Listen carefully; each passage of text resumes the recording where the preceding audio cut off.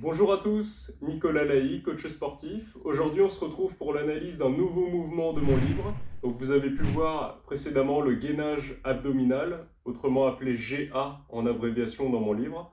Donc, c'était un mouvement de planche statique. Cette fois-ci, on va reproduire ce mouvement de gainage abdominal. Je vous invite à regarder la vidéo précédente pour avoir les indications nécessaires à prendre cette position. Donc, nous allons reproduire le mouvement du gainage abdominal, donc avant-bras posé sur le sol, ventre serré, regard vers le bas, que vous allez maintenir, sauf que cette fois-ci, on va y ajouter une petite touche de dynamisme. Donc en tendant par exemple un bras devant vous, l'autre bras, ou bien au niveau du bas du corps,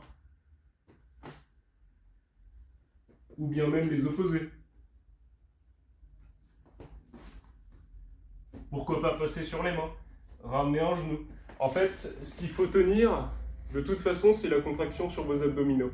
À partir du moment où vous avez réussi à maintenir cette contraction, vous êtes en position de gainage et toute votre chaîne abdominale et lombaire est contractée.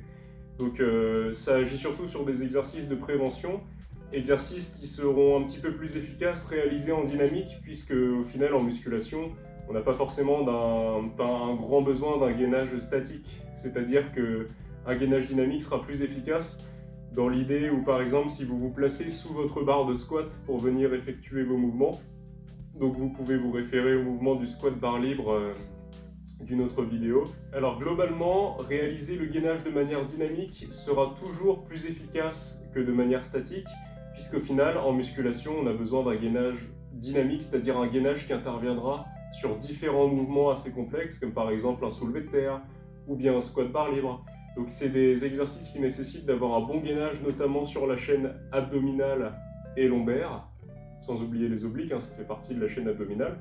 Donc c'est des mouvements où vous avez besoin d'un gainage pour ne pas vous blesser. C'est-à-dire que durant ces mouvements, lorsqu'on dit gainez-vous, ça veut dire qu'il faut contracter les abdominaux, avoir les mêmes sensations que sur ce gainage dynamique. D'accord ? Le gainage dynamique, c'est qu'une marche à monter pour réussir à faire des exercices de plus en plus difficiles et de plus en plus demandeurs, on va dire, au niveau de ce gainage. Voilà, on a à peu près fait le tour. On se retrouve pour un nouvel exercice.